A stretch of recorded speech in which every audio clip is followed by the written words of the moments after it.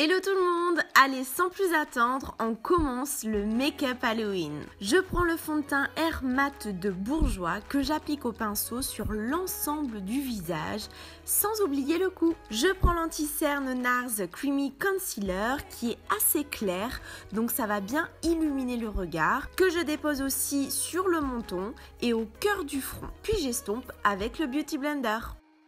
Je prends le contour kit d'Anastasia Beverly Hills et la teinte banane, donc pour matifier et fixer l'anti-cerne, mais surtout aussi pour encore plus illuminer ces zones afin que le rendu soit assez clair. Puis je prends la teinte bronzer qui a des sous-tons chauds, donc c'est parfait pour donner un petit côté animal. Et je dépose donc en creux de joue. Il faut vraiment pas y aller de main morte, donc on n'hésite pas à faire un bon contouring bien marqué. Et je remonte donc jusque vers l'oreille et un petit peu sur le dessus de la pommette. On arrondit le front en déposant sur le contour et vers le cuir chevelu. Comme je vous dis, il faut vraiment mettre le paquet. Il faut vraiment créer un contraste entre la zone claire et la zone foncée. Je prends un bronzer effet soleil, donc c'est le Beachfront de Younique, afin d'encore plus réchauffer le teint, mais aussi d'apporter une toute petite touche de nacre. Car l'ensemble de mon visage est mat, donc voilà, on veut donner un peu de relief. Et surtout, on fait bien le lien avec le cou. On commence les choses sérieuses. Donc je prends une crème de maquillage blanc que j'applique sur le bout et l'arête du nez. Puis avec le Beauty Blender, j'estompe au niveau de la transition. Puis je recommence en réappliquant du blanc afin que la couleur soit le plus opaque possible. J'en mets aussi entre les sourcils et le bas du front. Et bien sûr, là aussi, j'estompe encore un peu avec le Beauty Blender.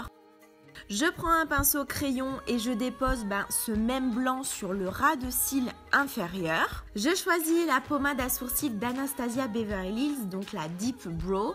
Et dans un premier temps, je viens redessiner le sourcil. Donc il faut vraiment pas hésiter à bien le structurer afin qu'il soit très marqué.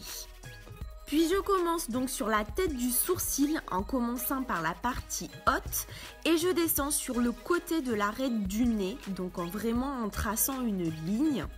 Et en fait, c'est ceci qui va délimiter le contour de la zone blanche. Et j'insiste, il faut vraiment tracer de manière le plus précis possible afin que ce soit vraiment très linéaire et vraiment net. Donc on prend son temps.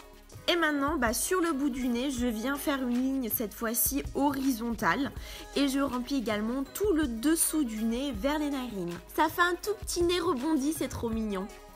Place aux yeux, je reprends la palette, donc là j'illumine le dessous du sourcil avec une teinte banane et avec la même teinte bronzer de tout à l'heure, je dépose en creux de paupière externe afin de redessiner le regard et de commencer à faire un ombré. Donc je disais, on commence par le coin externe et je dégrade en étirant vers le coin interne. Et ensuite je remplis la paupière mobile.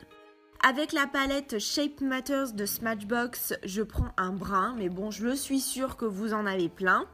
Et je le dépose donc uniquement en coin externe, ce qui va vraiment intensifier le make-up. Place au liner et le Kate Von D, donc avec lequel je trace un trait assez basique, juste avec une pointe qui va un petit peu remonter et assez longue, mais rien de particulier. Mais surtout, je viens dessiner en coin interne une pointe, donc là aussi, mais qui va descendre en parallèle du nez.